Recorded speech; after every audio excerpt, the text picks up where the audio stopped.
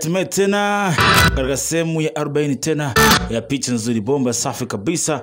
Hiyo inaita Legend of Condors tena ikiwa sehemu nyingine tena ikiwa sehemu ya 40 kabisa. Bila kusahau tuko na mdhamini mkubwa kabisa toka pande za kule Kenya. Wanamuita El Shaddai Studio. Kule Kakuma 3 kwenye kambi ya kimbizi kule Kakuma 3 pembeni kabisa ya Santos Club. Basi tampata kabisa bwana El Shaddai Studio.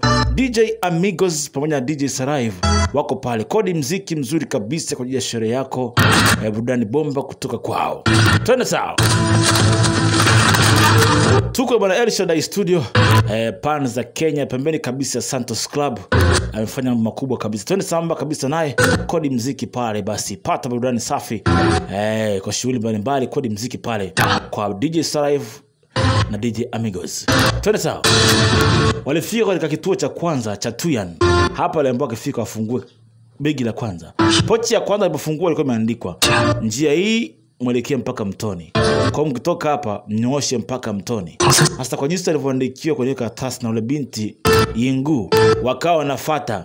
Toka hapo ingie Mtoni. Kwa wale fungua pochi ya kwanza nyeupe.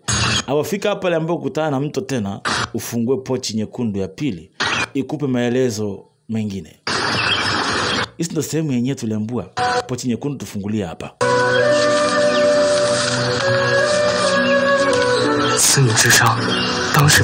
Asema atakaye dunia mfalme Duan pekee ndio kutusaidia.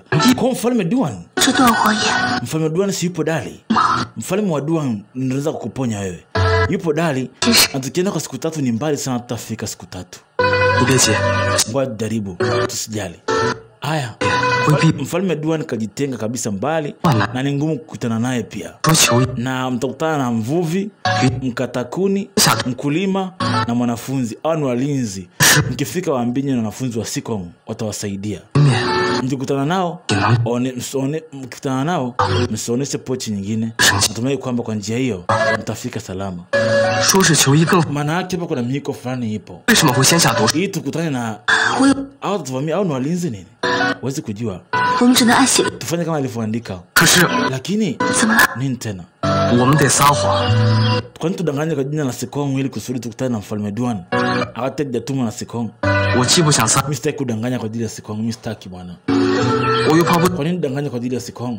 Mimi sipendi kutumia mtu kusema kusudi, mimi sipendi kutumia mtu. Sasa basi ni bahati nzuri sana kupata mtu kama Guo Jing. Unayejua mtu ambavyo kusamini urafiki wa mtu, upende kumtumia mtu. Basi kwa hiyo huyu farasi alisubiri hapa. Nabidi tuvuke mto tuondoke. Na walishaambiwa kuna walinzi wa Kogo hapa na mlinda mfalme Duan. Kwa kwanza ni mvuvi. Walimuona mvuvi amekaa pale. Jing, hebu angalia. Yule si mvuvi yule. Tuliamba mvuvi, mkatakuni, mkulima na mwanafunzi. Maana yake huyu ni mvuvi wa kwanza. Kwa bila shaka huyu anatuzuia njia zisipite. Kwa unatesti uwezo kama tupite au inakuwaje? Kwa ni mpinzani ama? Tulia nikuoneshe. Twende. Sasa huyu anajifanya mvuvi, sio mvuvi. Huyu ni mlinzi wa mfalme Duan. Wao wanakaaga hapa kupitisha mtu kirahisi aingie, sio rahisi. Hii nini mheshimiwa?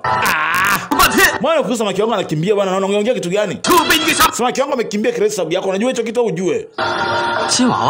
Jiwawa ni samaki ambaye ni golden fish. Huyu ni samaki anayekula wadudu wenye sumu. Kwa ukimpata huyu samaki, ndudu wenye sumu analiwa tu. Hawa jini wao ni golden fish, samaki ina warangi ya gold, si ndio? Kwetu hapo wengi sana, tatu tunafisi wawili, wengi sana kwa kwetu kule kwetu. Kwa nini wapi? Kutokea hapa.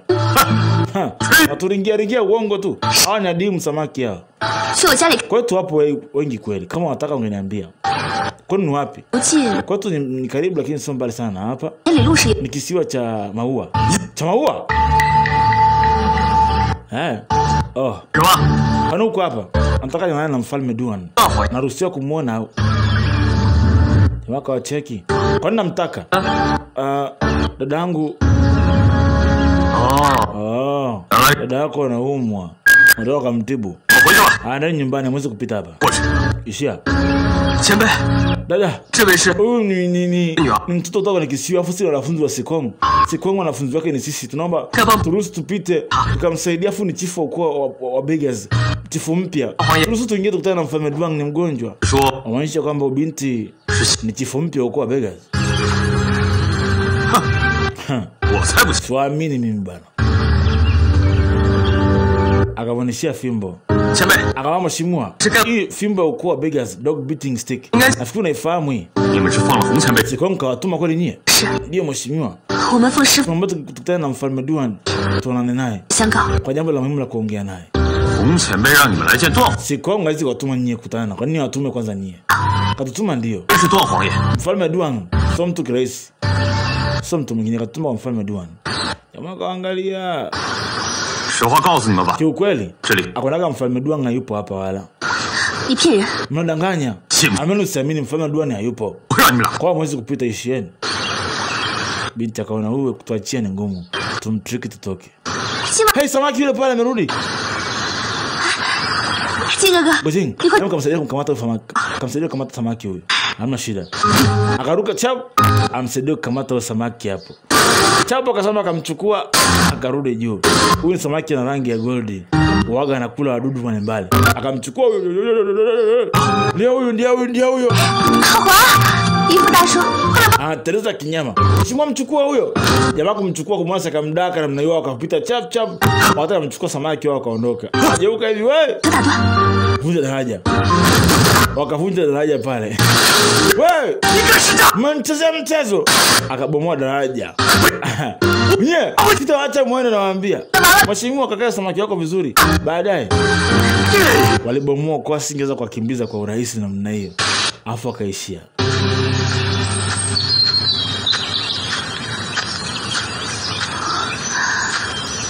Sasa wakapita safari ndefu kweli. Kuelekea juu huko ni mbali. Hapa pana kaburi langu zuri sana lafaa hapa. Acha kuongea ujinga bwana. Nami kwamba unakufa. Asema kitokea mara kwa mara. Waga anajisikia kama vile hali yangu ishakuwa mbaya. Wewe sitarizika. Acha kuongea kitu basi ronga. Tukao naongea hivyo. Katika siku ya leo sitakubali niishi peke yangu katika hii dunia. Mimi sitakubali. Kwa jing, maneno yako yananirudisha kabisa. Sasa wanapita wanaondoka waende kumuona Mfalme Duang. Unaweza kuwasaidia. Bwana mwisho hapa. Mara kasikia mtu anaimba mashairi hapa. Dragon ni upama winguni na hawelezeki. Mwisho wa siku hupotea kabisa pasipo kuonekana. Falme zaanguka, zainuka. Neno moja tu labadilisha kila kitu ulimwenguni. Magonjwa hutoka mbinguni. Vifo pia hutoka mbinguni na tiba vile vile. Tiba nazo toka mbinguni. Nonga, shairi gani anaongea huyu jamaa?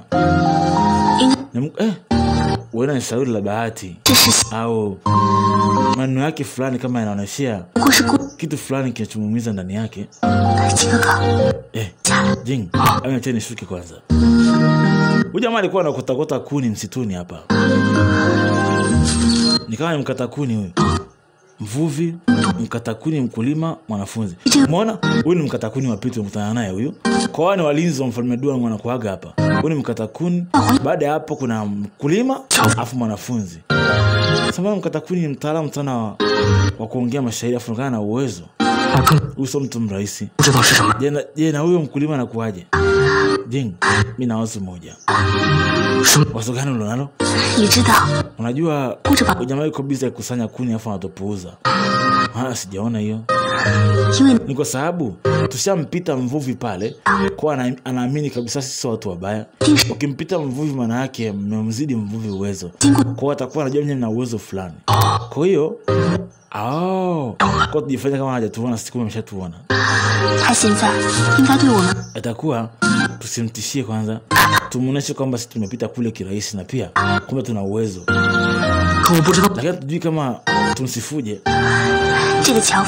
Huyu anakaa mpenda mashairi sana. Anakaa ni jenerali ambaye amestaafu. Atakuwa amekaa mbali maana yake anapenda kukatakata kuni. Tukimsifia shairi lake, huenda atapokea maana yapenda utajiri. Kwa tumsifia shairi lake, huenda atafurahia kuhusu hilo. Hebu msifie. Uko mjanja kweli. 风峦如聚, upepo wa kusanyika, upepo mawimbi uvuma, milima mito yote uchanganya njia. Angalia mashariki magharibi, ukiwa na hofu, ufalme udondoka, ufalme uinuka.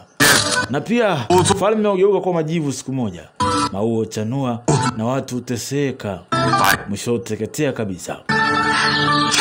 Safi, mstari mzuri. Nini kizuri hapo? Umesema milima ya kijani, mawingu meupe na shiria upendo, na ndoto ni kama kamba za gold zisizokuwa na kushikika. Maua yakichanua yanapendezesha himaya. Kwa nini hofu na mashaka? Vitete, upole ni njia toshelevu katika maisha. Maskini, nafsi, vyote badiliki. Mafanikio yabadilishwi na chochote kile. Pia faida na hasara havikai. Kwa nini mko hapa kwanza? Mheshimiwa, tumetoka mbali chini ya mlima. Tunapenda kuona mazingira haya. Na tunaomba tuoneshe njia mheshimiwa, kwa sababu tushafika mwisho, tuna kwenda. Tuoneshe njia tafadhali. Tuoneshe njia. Njia ya kupita ni pale. Kamba hizo piteni juu ya mlima mwende. Kama na uwezo pandeni hapo mwende. Kwa njia ni kupanda makamba ya miti. Afa jamaa kaishia zake, akaendelea, akaona sio watu wabaya hawa. Akaendelea kuimba zake mashairi.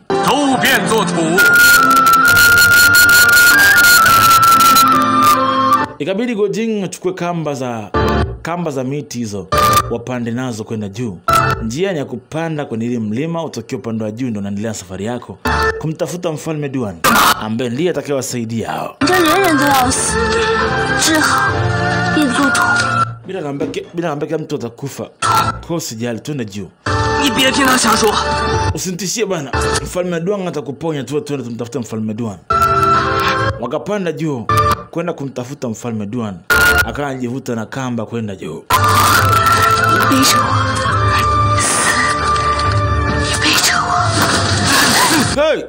Hey! Wewe Ochi ni mbali. Hapo ni kamba za miti, kwa hiyo zingine zinakatika nini.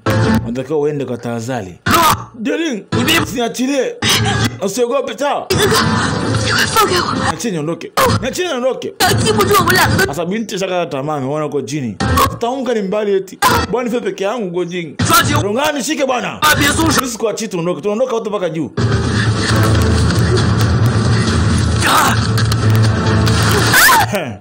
Inateleza hiyo foto wawili kwa mmoja. Ronga! Niachie niondoke. Gojing akamshikilia binti anataka kujiua. Lazima wewe uishi. Ronga, amchukua kama mmoja jizungushie. Chukua mzizi mmoja. Jifunge kiunoni ili usidondoke. Wewe kifa na mimi sitaishi, umenisikia? Wewe ukikufa na mimi sitaishi. Mimi sitakufa. Basi useme hivyo. Chukua mzizi mmoja. Unasikia? Nikiwa hai nitakubeba. Nikifa nitakubeba.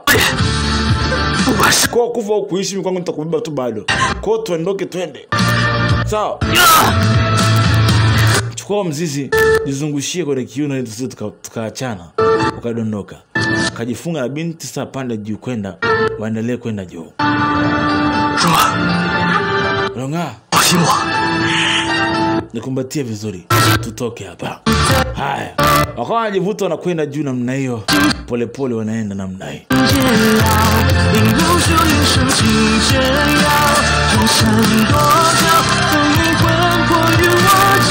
Jamaa akajivuta, wanahamia kamba nyingine hiyo. Mara nyingine na katika namna hiyo, wanadaka tena. Hey!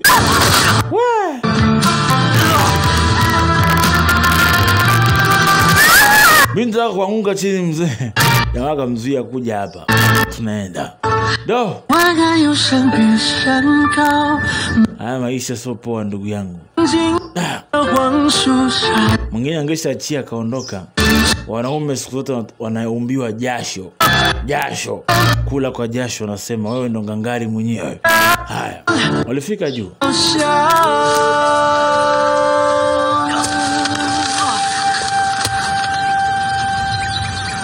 Sasa walipotoka juu, walikutana na mwingine tena. Hawakumbuka wote ni walinzi hao.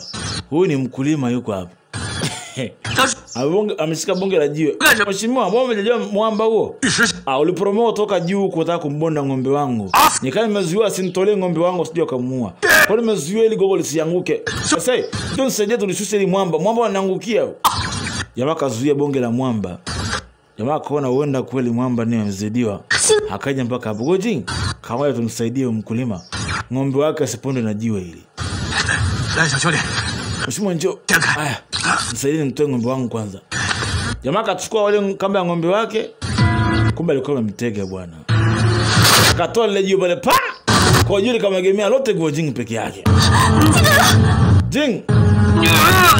Huyu ni mlinzi. Akamrudishia wale pale tena kaa hapo. Akamrudishia tena. Bonge jabali. Kwa nini mfanyia hivyo?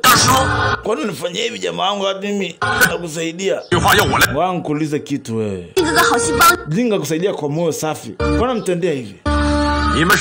Mmekuja hapa kuomba msamaha si ndio? Ili mtibiwe. Hapa mna tiba. Naongea na wewe nasema. Unaonekana ni mgonjwa. Kama unajua hivyo, niachie basi nimsaidie. Dangu anaumwa sana eti. Naomba niachie. Ndio wangu anaumwa sana. Ni kwa sababu anaumwa na maana sitaki uende. Wewe dogo. Uwezo wako uko vizuri. Hamsema. Mwalimu wako ni nani? Sema. Mwalimu wangu mimi ni Sikong. Sikong kanifunza. Sikong. Sikong yule pale amekuja Sikong. Kujioka mzee binti akamwai. Piga ng'ombe wake namna hiyo akamtegua. Hey! Binti akaama namna hiyo. Akamsukumia mwenyewe ile jiwe. Hey! Akalidaka. Dogo umenitrick mimi si ndio? Wewe unamdanganya mara ya kwanza. Mtu anakusaidia afu unamkatili. Pambana na jiwe lako sasa. Njoo kwanza. Jonzi. Nguvu zangu zinaisha. Tunajua na uwezo mkubwa unajitoa hapo. Jitoe peke yako. Akamwacha hapo.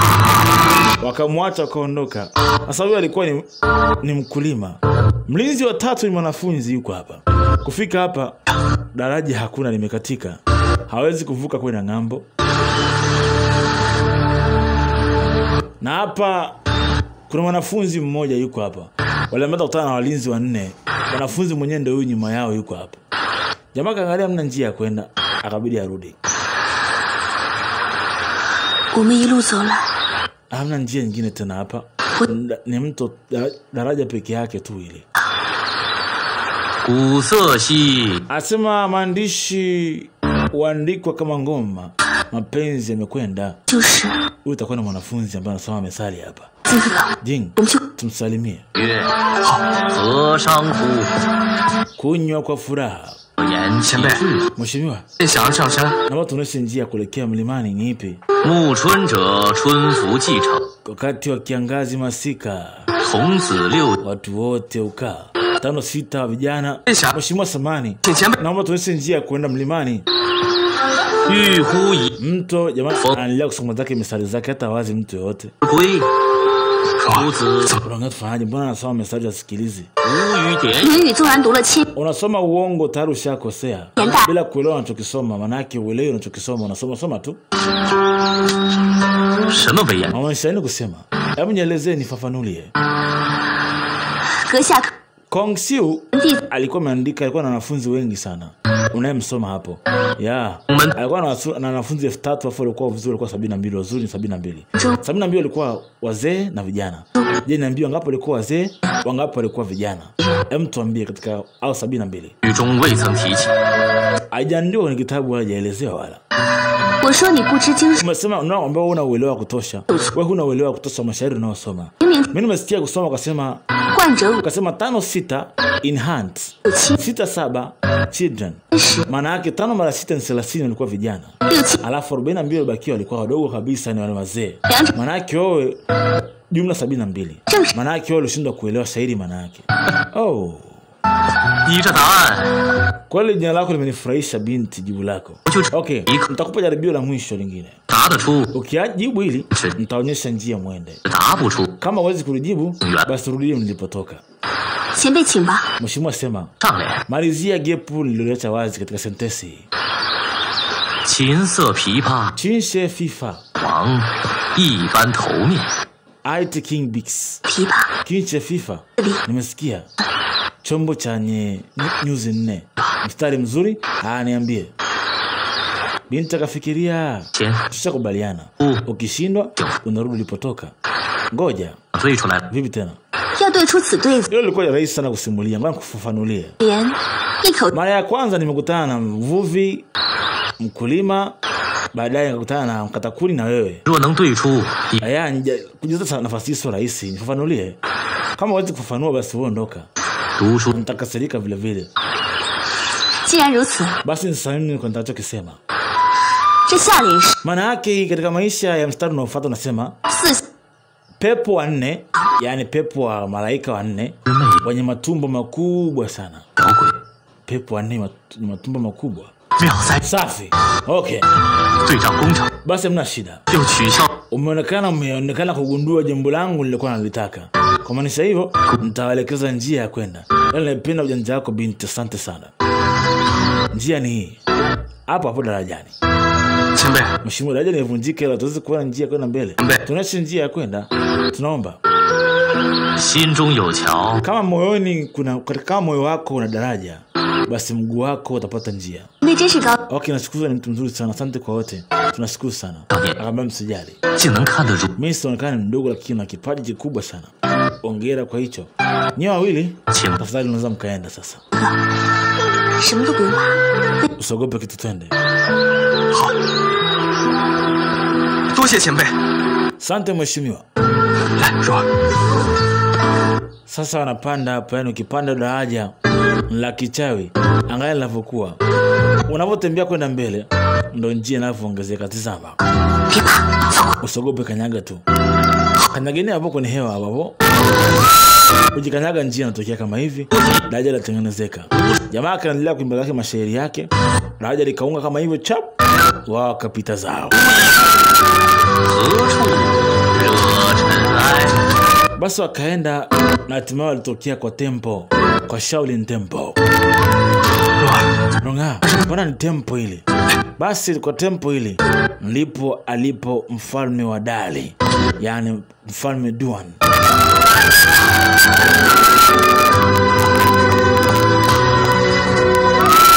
Walipanda kwenda juu na hapa alimkuta monkey mmoja yupo hapa.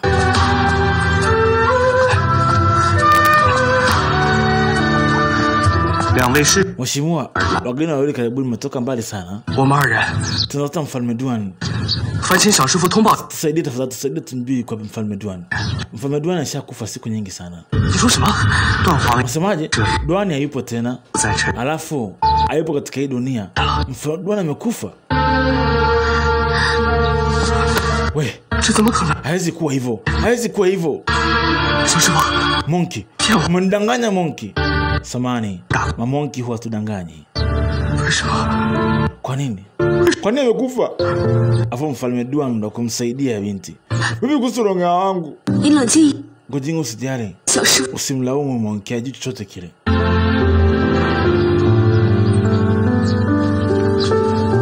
Mfalme Duan hayupo. Hapana, siwezi kukaa tamaa. Siwezi. Ronga, tuondoke. Twende wapi? Tutaenda chini ya mlima. Hii dunia kuna madokta wako wengi sana. Utapata dawa ya kutibu. Akamba Jing, mimi sina muda kutosha tena. Hapana.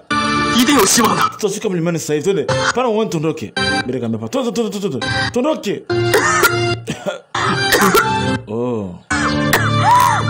Siku 3 zinayoyoma. Binti damu inatoka mdomoni. Alipigwa ile pigo la chuma mgongoni. Lile limemharibu sana eneo la kifua. Runga. Amba Jing. Hii ndo hatima yangu, labda nitakufa. Kwa hiyo nisindikize tu tukiwa kama hivi. Nitafurahia sana tukiwa wote. Alafu sehemu imetulia, ni mbali sana wachafuko mengine. Nikifia hapa sio mbaya pia.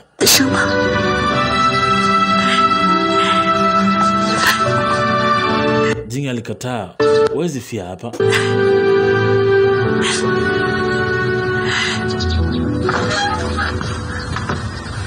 Walipewa chumba cha kukaa.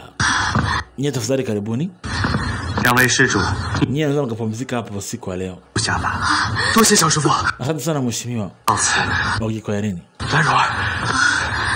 我先输些真气给你。Akatumia nguvu amsaidie, lakini hii bado haisaidii kitu. Bado haisaidii kitu kwa sababu asema haina haja Guojin. Usipoteze muda wako na nguvu zako. Mimi nitakufa tu. Nitakufa tu. Mimi nitakufa tu. Kama nitakupata ngutoe hapa. Fanya kila kitu. Akajaribu tena, lakini hamna kitu. Anazidi kumwekea binti nguvu, lakini ndivyo anazidi kumharibu.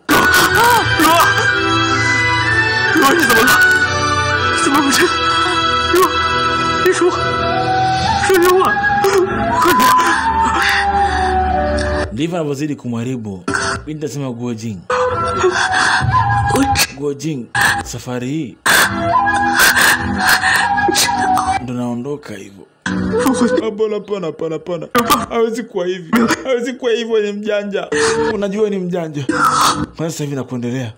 Sasa hivi akamwambia labda amna mbinu. Kitu mkana wewe tena. Jing. Usiwe na huzuni, sawa? Usiwe na huzuni. Wewe nishikilie tu vizuri. Nishikilie vizuri hivi. Binti hali mbaya. Ironga. Guojin. Kumbuka. Tuliokutana mara ya kwanza. Nakumbuka. Asema ndio. Nakumbuka kila kitu. Nakumbuka. Mimi pia maneno yako yote uliniambia siku zile nayakumbuka. Tuliofanya yote pamoja, yote nayakumbuka. Ronga usonge. Ronga nayakumbuka pia.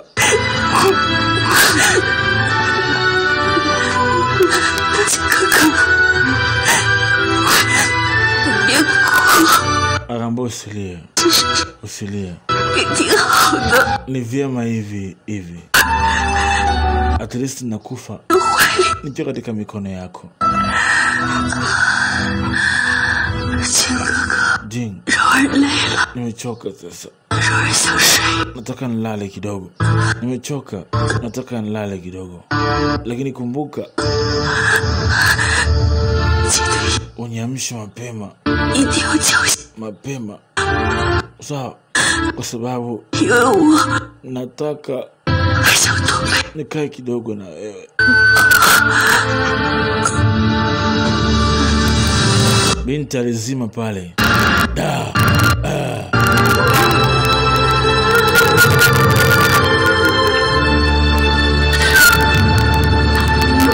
Binti alizima pale.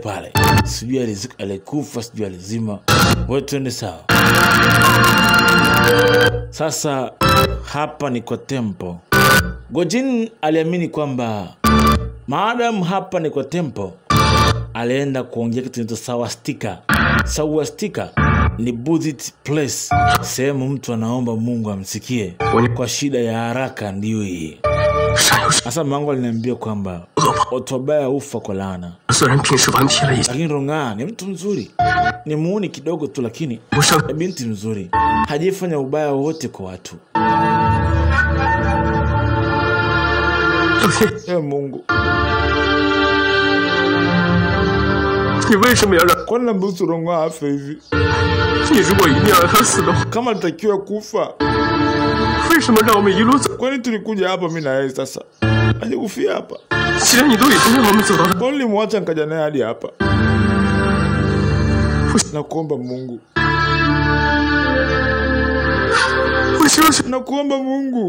Nakuomba mpe Ronga nafasi ya kuishi tena. Mpe nafasi moja, nakuomba tafadhali. Guojin aliomba sana kwa maombi mazito. Mungu amsikie, ampe Ronga maisha tena. Muda ukapita, usiku kucha alikuwa anaomba tu.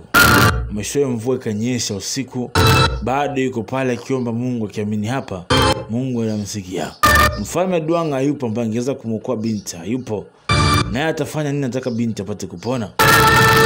Alibaki na Mungu wake akalia, akimwombea mpenzi Ronga apate angalau kupona. Mpaka usiku bado aliomba bila kuchoka.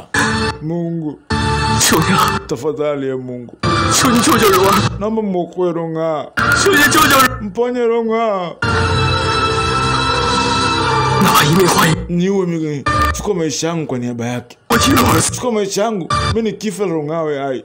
Nichukue mimi. Mungu, nakuomba. Naomba tafadhali mchukue Ronga, mchukue mimi kwa niaba ya Ronga. Ronga baki. Ronga. Alikuwa anaomba huku akipiga kifua chake, akiamini kwamba Mungu atamsaidia. Siku zote binadamu wanaposhindwa, Mungu yeye ndo huwa pendekezo lao. Kwamba Mungu akiwa yeye ndo pekee wa kumuomba Mungu. Mpaka asubuhi aliomba hapo.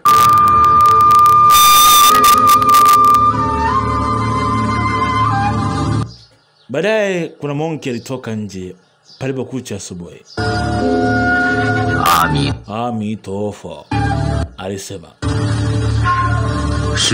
Tafadhali amka kijana.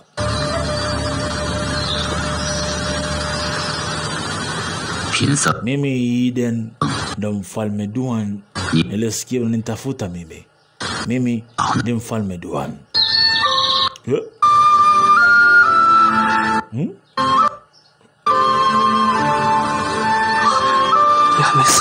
Oi, hujakufa?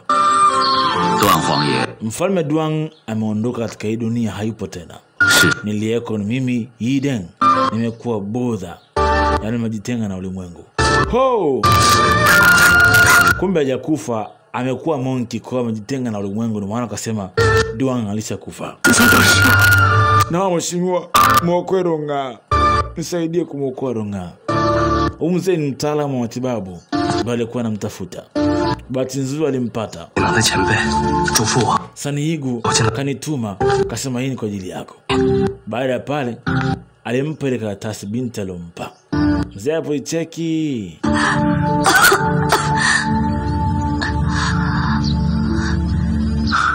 mzee alicheka sana. Ndio mwatuma nyie mje kunitishia, akijua kama nyie stawatibu. Amefanya mchoro makusudi kunitishia mimi. Inaonekana ananifikiria vibaya kweli. Master, binti anatibika kweli? Kwa dawa au? Haina haja ya dawa. Hapa tu. Nitaangalia mwili wake kwanza.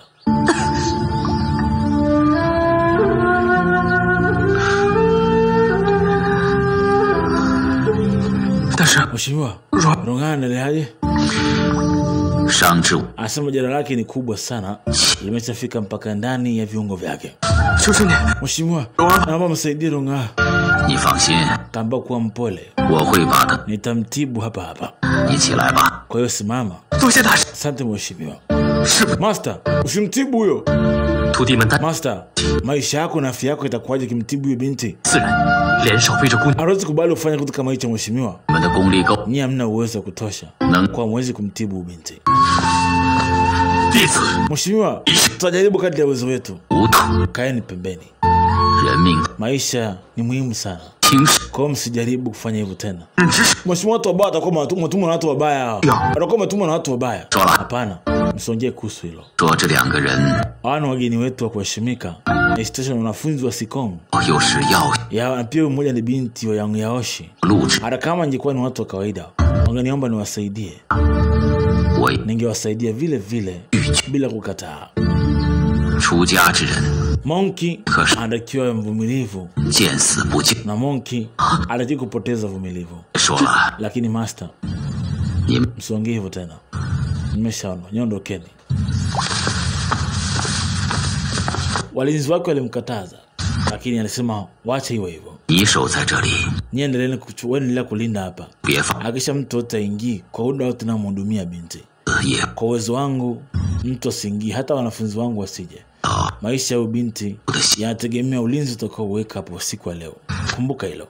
Sawa master.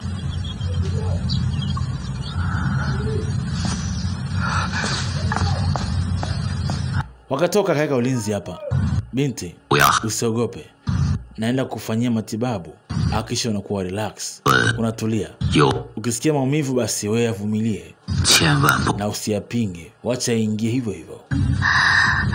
Baba. Usijali mama. Najichukulia kama mtu niliyekufa tayari. Kwa sitasogea. Ufanya matibabu yako unayofanya. Mzee akamwambia mna shida. Cheka mambo ya mzee huyu kwanza. Cheki. Aligusa kwenye kichwa hapo mzee kama pale pale. Kabadilisha hali ya hewa ya eneo lile zima. Sasa nafanyia matibabu inaitwa 80 Major Channel Acupoint Ceiling. Hii ndio naitumia mwenyewe. Cheki. Cheki mzee anavoganda namna hii. Hiyo ni style mzee anatumia kumuingizia nguvu za kumponya. Hewe. Naoma sana vitu hivi namna hii. Matibabu ya enzi hizo mzee atumia uchawi kumtibu mpaka viungo vinafunga wenyewe kichawi. Pale kucha asubuhi walikuja. Master, Rongana analiaje? Na wewe je? Master, nguvu ni kama zimemuishia hivi kwa huduma aliyompa binti. Binti kakoa kumbe yuko mzima. Rongana! Rongana aliamka. Volcano. Nipo kwenye mlima Volcano. Mabarafu nyingi. Volcano gani na wewe?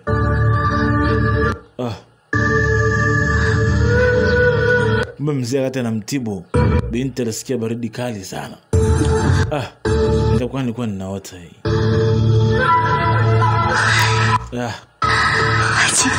Jing. Nitakuwa nilikuwa ninaota. Hii ndoto isikweli. Nilikuwa naota kwenye mlima Volcano. Alafu nimetulia hivi. Barafu ni kali. Muda mwingine najisikia baridi, mwingine nasikia moto. Muda mwingine nahisi mwili wangu una baridi kali. Binti, ushapona tayari. Pumzika kwa siku moja au mbili. Utakuwa sawa kabisa. Master, moyo wetu utakusahau kwa wema wako. Asante Master. Jinga, wewe ni mtiifu sana alafu katika maisha na kifo unaonekana ni mwaminifu sana.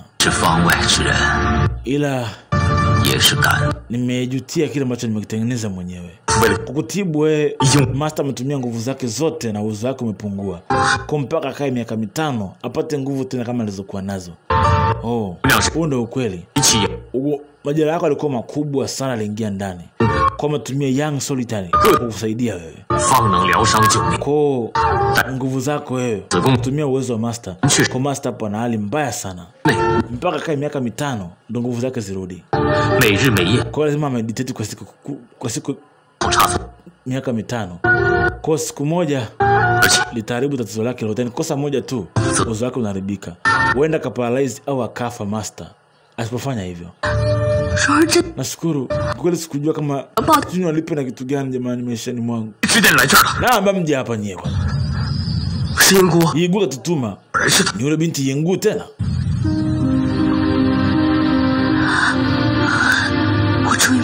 Sasa nimeelewa. Kwa zile pochi 3 zilikuwa zinamforce mjomba tusaidie ili mwili wake uumie. Si ndio? Asema Yengu mchoro wake umetokana na vitengo vya Kibudha. Mfalme aliitwa Shipi alikuwa mpambanaji mkubwa. Siku moja moyo akawa anamkimbiza njiwa. Njiwa akakimbilia katika bawa la Shipi. Shipi ule moyo akamwambia Shipi, ukimsaidia huyo njiwa mimi nitakufa njaa kwa kutokula huyo njiwa.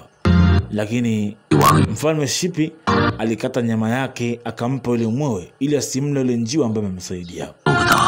Na ule mwewe akaambia mfalme kwamba nyama anayompa iwe na uzito sawa wa yule njiwa. Kwa mfalme Shipi akachukua mizani ya kupimia nyama, akanakata nyama yake ili iendane sawa na yule njiwa ambaye anamsaidia. Alikuwa anakimbizwa na mwewe. Lakini mfalme Shipi alikata kifua chake, akaweka kwenye mizani. Alikata mabega, alikata miguu, alikata na mbavu zake pia. Lakini bado hazikutosha uzito wa yule njiwa ambaye alikuwa anakimbizwa na mwewe. Mwishowe mfalme Shipi akajiweka yeye mwenyewe kwenye mizani, lakini pia bado hakufika uzito wa yule njiwa. Kwa nini Yingu katuma sisi kwa kumbe lengo lake? Manake wametumia sisi kumaliza nguvu ya mzee bila shaka. Hii sema 40 bwana. Kuna akasema 41.